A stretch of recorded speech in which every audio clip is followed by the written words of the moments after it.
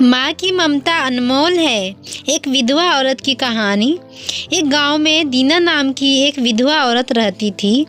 रहने के लिए छोटा सा घर था। 2 बच्चे थे, एक 5 साल का और दूसरा 3 साल का था। दीना का पति बहुत मेहनती था। वो दीना को किसी चीज़ की कमी महसूस होने नहीं देता था या कैसी भी हालतों में साथ नहीं छोड़ता था। कैसी भी परिस्थिति हो, दोनों साथ मिलकर सामना करते थे, पर कौन जाने किस पर कौन सा अनर्थ कब आ जाए।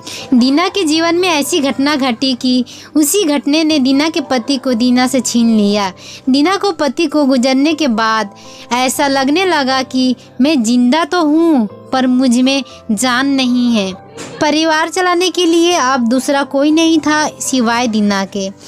इसीलिए कैसे भी करके दीना ने अपने बच्चों के खातिर खुद को उस दुख से अलग किया। कुछ दिन बाद घर में जो था वो ख़त्म हो गया। अब खुद क्या खाए और अपने छोटे बच्चों को क्या खिलाए, ये समस्या उसके सामने खड़ी हो गई। बच्चों के लिए दीना को अभी कुछ काम करना ही था। इसीलिए दीना अपने दोनों बच्चों को साथ में लेकर जहाँ काम मिलता वहीं जाया करती थी और दिन भर मेहनत करके जो भी मजदूरी मिलती उसे अपना और अपने बच्चों के पेट भरती थी। ऐसा ही समय बीतता गया और चलता रहा। लेकिन एक दिन दीना को शरीर में थोड़ी कमज़ोरी महसूस होने लगी। फिर भी वह काम पर गई। ऐसे ही 2-3 दिन दीना काम पर जाती रही, लेकिन उसकी शरीर की कमजोरी कुछ ठीक नहीं हो रही थी, बल्कि और बढ़ती जा रही थी। ऐसे में काम पर जाना दीना के लिए कठिन हो गया। दीना बहुत चिंतित रहने लगी। अगर काम पर नहीं गई तो मेरे बच्चे भूखे मर जाएंगे। उसी चिंता ने दीना को और कमज़ोर कर दिया। इतनी कमज़ोर कि उठने बैठने के लिए लकड़ी का सहारा लेना पड़ता था। इस कारण उसके बच्चे भूखे मर रहे थे। खाने को कुछ न मिलने के कारण और अपने बच्चों को भूखे मरते देखकर वह लकड़ी की सहायता से आज यहाँ से कुछ मंगा तो अगले दिन दूसरी ओर से कुछ मांग के अपने बच्चों को खिलाती, पर खुद भूखी सो जाती थी। ऐसे ही एक दिन वो खुद जा न सकती थी, इसीलिए अपने बच्चों को साझा के खाने के लिए कुछ मांगने के लिए गांव में भेज देती है। कुछ समय बाद बच्चे 2 चपाती और थोड़ी सी सब्जी लेकर लौटते हैं।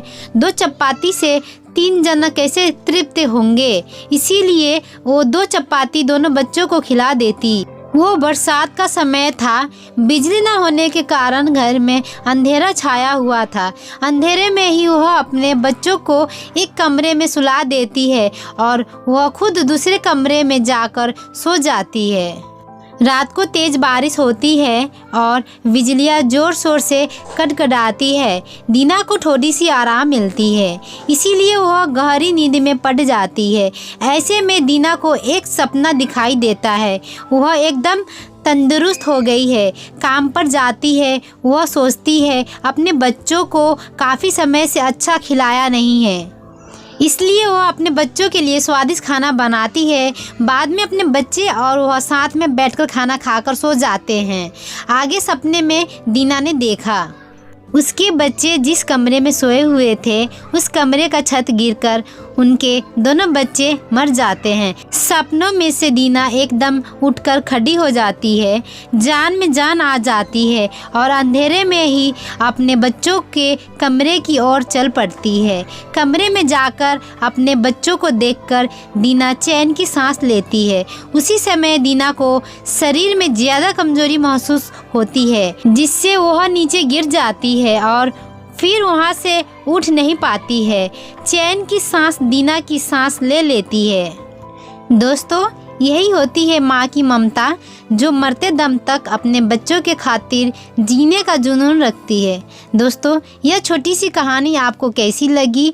अपने विचारों को हमारे साथ ज़रूर शेयर करें और वीडियो पसंद आए तो लाइक, सब्सक्राइब, शेयर करना मत भूलिएगा। अच्छे रहिए, स्वस्थ रहिए।